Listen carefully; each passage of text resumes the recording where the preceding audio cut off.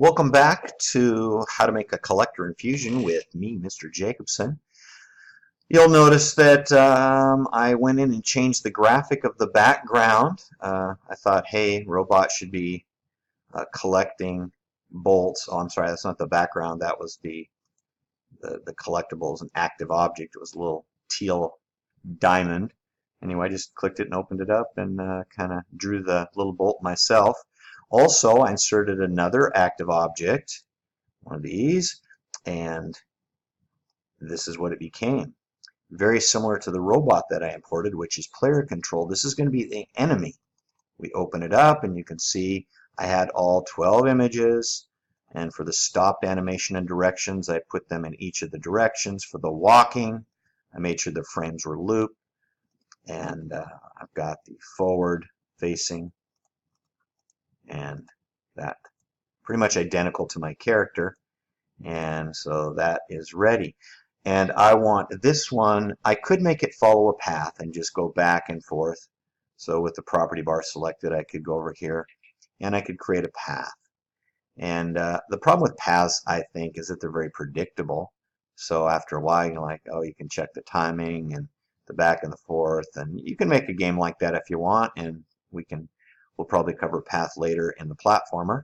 But for now, we're going to use bouncy ball, and we're going to lower the speed, because if we look at the speed of us, the character, we're 50, and it is 60. It's going to overtake us. So I think we'll start off a little slow, maybe 10, 20, and we're going to increase its speed. But let's just watch what happens right now. Look at the enemy just walked right off the screen. So we better make sure in the event editor, I'm going to go ahead and, if I drag the word collectible, if I left click and drag it down into new condition, it copies. Nice little quick trick. And I'm going to replace by double left clicking that with the alien and say when the alien collides with the background, I don't want it to stop because it's a bouncy ball. I could stop if I right click underneath its column, movement, and oh darn, it's going off screen, but it's going to be bounce. I'm selecting bounce. You can see there. Sorry that didn't show, but you'll be able to find it. So click bounce. Now we run it, and we've got it staying in the same bounds, bouncing around randomly. And maybe that's all you want, just a bunch of aliens. Now if we go over to it, it just goes right through us. Nothing happens. It's rule time.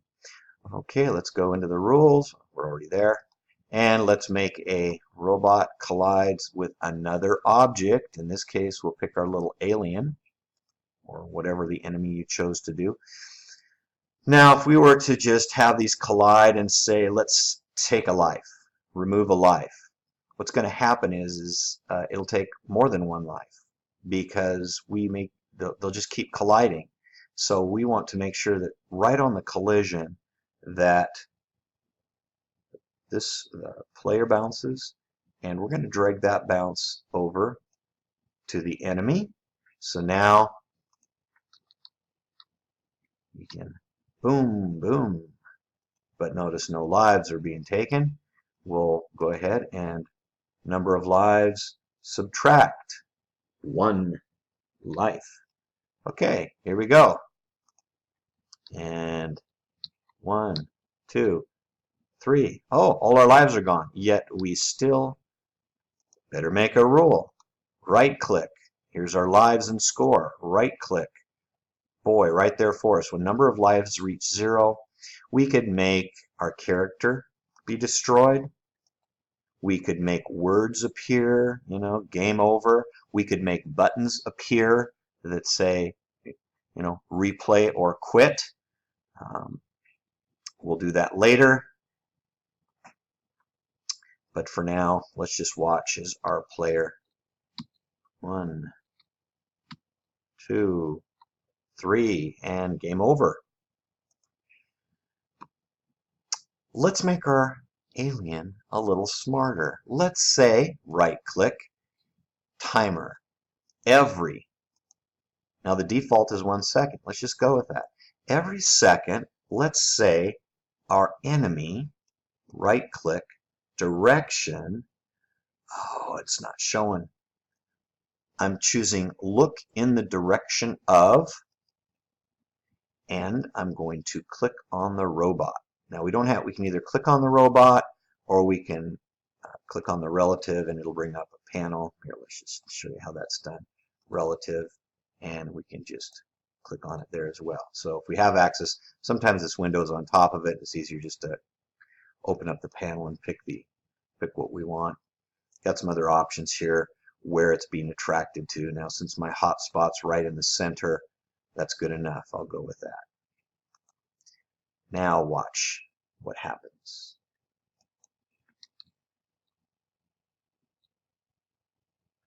Whoa.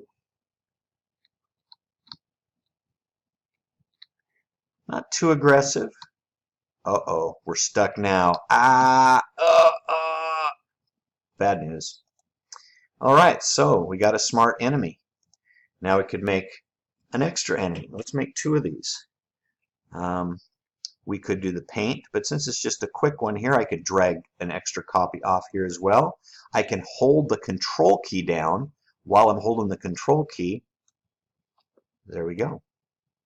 And we drag one off and it copies it as well. So however you want to do it. Watch what happens with this. Actually, I think I'm going to get rid of some of these just to make it easier for us to navigate. And here we go. Now watch what happens. I'm getting them all to group together. Oh crap, they all took my life away. Anyway, you saw that they kind of herded together and overlapped a bit. So we want to make sure that they don't overlap. So we're new condition, right click on the enemy, collides with themselves, and we'll have them bump or bounce, sorry. I'm just going to drag the bounce here, movement. Yeah, bounce keeps going off the screen. Should have thought of that. All right. Now we can see if they're staying away from each other. They're not overlapping. So that is perfect. Okay. Any lives going? Ooh, and game over. All right, let's go back into the level editor and show you a few other tricks. So we've got our enemies coming after us, taking our lives. We're collecting. Now, oh, I forgot one thing.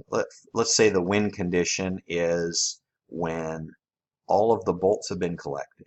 So if I right click on the bolts and we go down to the picker count, and there's a have all been destroyed option. Have all these been destroyed? This is probably a good time to bring up naming things so that they're not all known as, actives and 1, 2, 3. Sometimes you get things when they're small like this, they look almost identical and it's hard to tell one from the other. So it's nice when their name pops up and tells you what they are. So there's lots of ways that we can rename things. I'm going to call this bot, and we can right click and rename, or click F2 and call this bolt. And let's see, this will be our enemy. All right, they got names now, and watch immediately now. We mouse over that bolt, enemy, collide with enemy. I don't know, it just makes it a little easier as your project gets bigger and bigger. Okay, last has been destroyed. This is where we can say end the application. That's probably not the best way to do it, but for now, that's how we'll know. Normally, we would bring up a you win, yay. You want to quit or replay, bring up those buttons, play some cool music, that kind of a thing. We haven't done anything with music yet, so I might dabble in that in just a second. Okay, let's go in and show you how to change the look of these. I'm going to go into the score, and let's say we want the score to be blue. And I want to click on the fonts, and we're going to import a font, maybe Terminal, go with size 14. Boom, there we go, kind of computer looking. And now we okay that, and we've got ourselves a nice big fat different font. The lives, let's say we want these to be little robots instead of hearts. So I'm going to go ahead and I'll get the forward-facing one. I'm going to go ahead in here and use my little selector tool. Select the whole thing. Got a little copy. I'll OK that. Go into the heart. If I double click on it and clear that out, and paste is all ready. Paste. Yes, we'll enlarge it just a bit. Oh, something weird happened to the black. I think I'll shrink it down just a bit. I don't want the icon to be, oh, that's pretty sad. Leave a little space. And OK. So now instead of hearts, I got sad little robot lives. Somehow I lost the black. Okay, I am going to go get some music and be right back. Okay, I'm back with some music, so let's go into the event editor. For our music, we want it to play at the beginning, so I'm going to right click and start of frame under the storyboard controls. I like to drag my start of frame to the beginning, to the start. It works either way, just mentally for me, I like to see that. We're going to go over to the sound column, and at the start of frame, you'd think music, but it's grayed out. It'll only take a MIDI, and I want to play an MP3 piece of music I got free off the internet through YouTube's free audio library. We are going to play and loop the sample. I'm going to put it on a specific channel, and I've got to go find it. Now it's the bottom browse that we have to use, so bottom browse, and I put it on the desktop as Da Funky Rapsta. A little long, quite big, and I'm going to put it on channel 1. When we put it on a channel, it allows us to specifically control that channel anytime in the game. So if we want to fade one out and bring in the, epic win music or whatever, the intense boss battle music, we can control it if it's on a channel much easier. And I'm going to put it on 0 so it just keeps playing in case the game goes on longer than the music. It'll keep looping back and replaying. And there is our music. Let's see what it sounds like.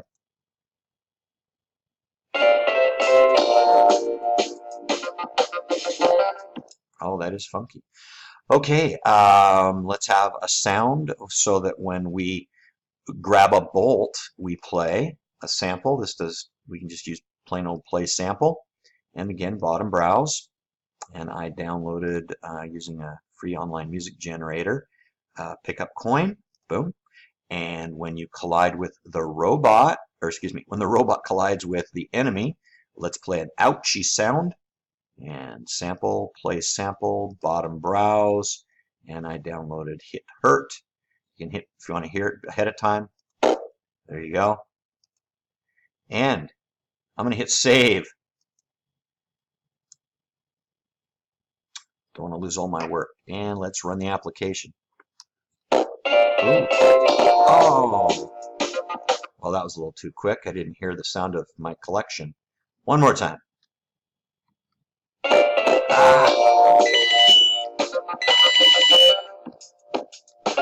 All right. And it quit. Yay! Well, I guess that's enough for now. Until next time, Scott Jacobson signing off. Have a good one.